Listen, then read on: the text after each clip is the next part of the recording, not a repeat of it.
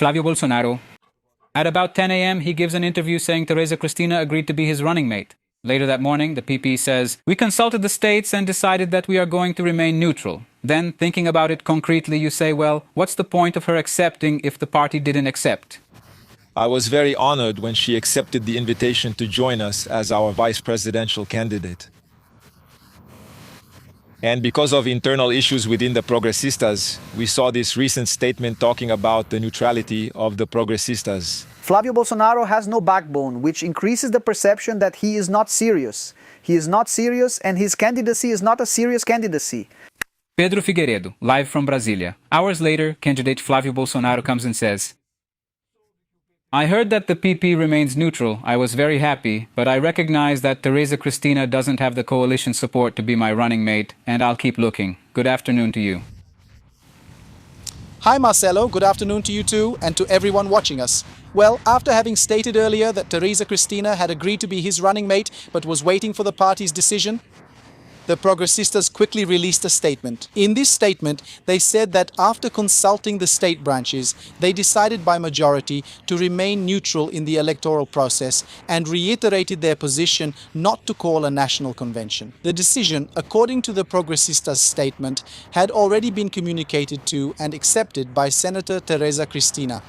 Well, what inside information do I have about this? Well, there is an understanding within the Progressistas among some allies that this was part of a certain planned move by Senator Tereza Cristina. Why?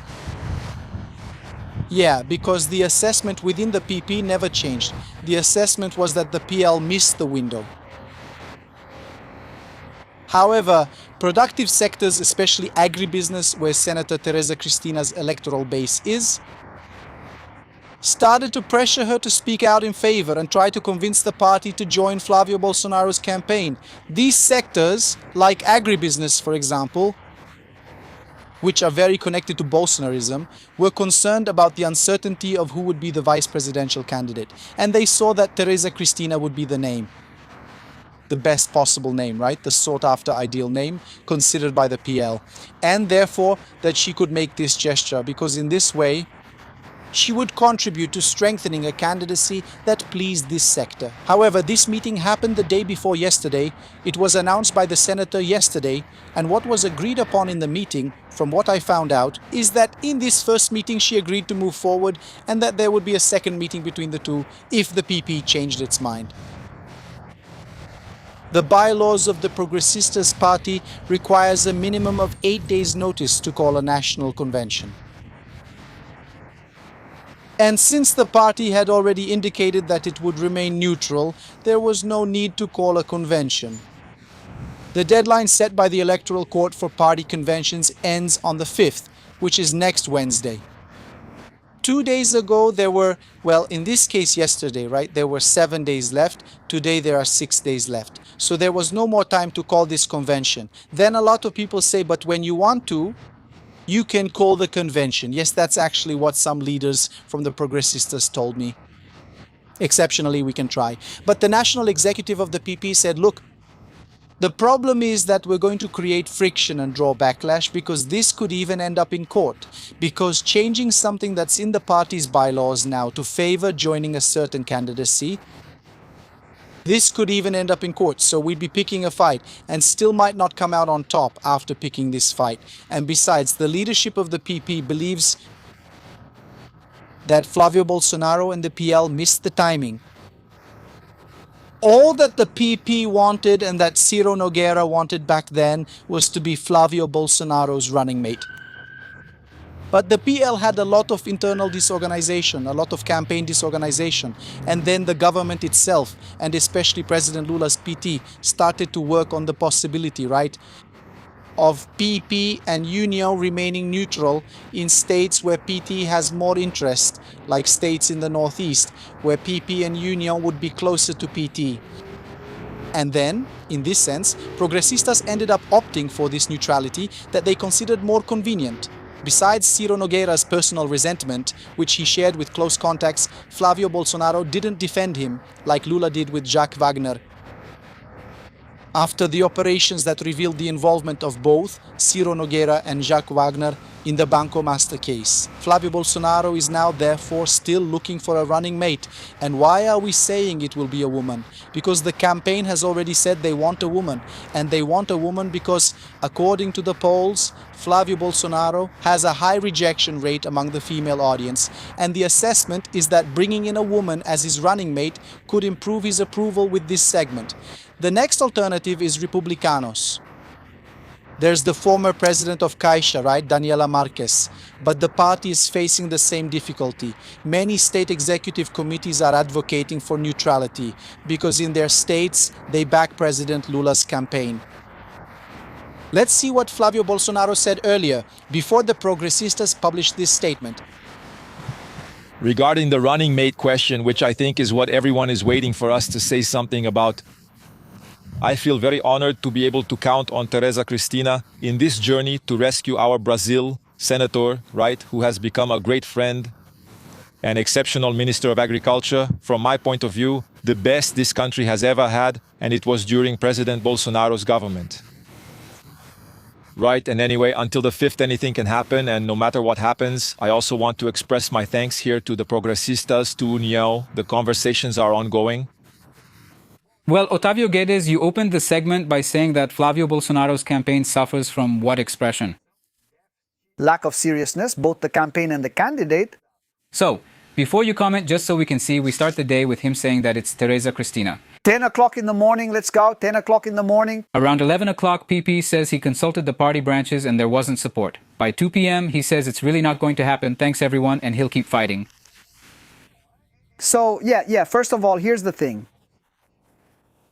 Yeah, what do I mean by the lack of seriousness of this candidacy and of Flávio Bolsonaro himself? Showing himself as a viable candidate.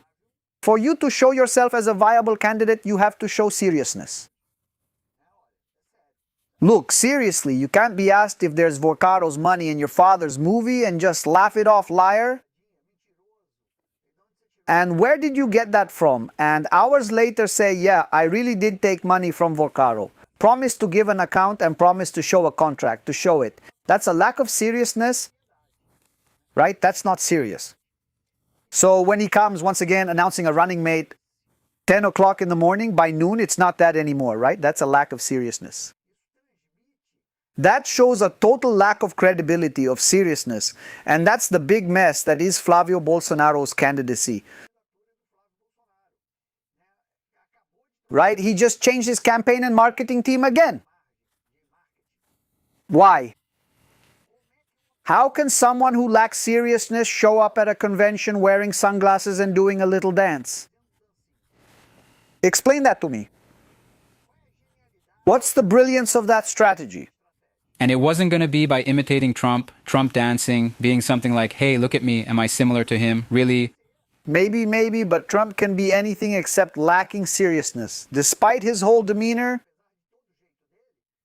he's a candidate who made it on his own, who has already been president and is more in the style of Bolsonaro. He says things that a lot of people think are outrageous. I think they're outrageous, right? The things Bolsonaro does, but he doesn't back down. So that's just primitive. Pedro Figueiredo brought up the behind-the-scenes info that Tereza Cristina was being pressured by the agribusiness sector, so it would be, no pun intended, a planted story. She floated the idea that she would be the running mate to appease her base and not look bad. She doesn't end up as the running mate, but at least she can say she tried. I mentioned it, put my name forward, but it didn't work. And she herself had already told Valdemar. Last week, her real interest was becoming president of the Senate, right? That she wouldn't go. She was called Granny. That the other is not serious. Tereza Cristina doesn't even come close to having a parliamentary record that could classify her as a granny. Because a granny, in the popular imagination, is the granny who bakes cakes, who has someone in a secondary role taking care of the grandkids, right? Of taking care, and not a woman who is going to fight for the end of tariffs in the United States and so on. But Otávio, the running mate that Flávio Bolsonaro wants, in light of the movement he represents, is this. That's the profile. She's a decorative running mate, a female person just to be there, to be in the picture. Ideally, it's an artificial intelligence character. a woman created by artificial intelligence to appear in these videos. Because look, this camp isn't interested in a woman with autonomy, with shared power, with exchanging ideas, or even possibly taking over a ministry. So there's this desire to showcase a woman as a running mate to supposedly appeal to the female electorate. But this idea conflicts with the intransigence and the lack of interest in sharing power with women. If it weren't for that, there would be Michelle Bolsonaro, right? And the source of the tension, aside from specific family issues, is exactly that. Michelle Bolsonaro claimed power, authority, and prominence starting from Queira, then with 2 more candidacies, Santa Catarina and the federal district. And she hasn't managed to get anything so far, right? In terms of those specific demands she made in that first video. So, yeah, it would actually be very strange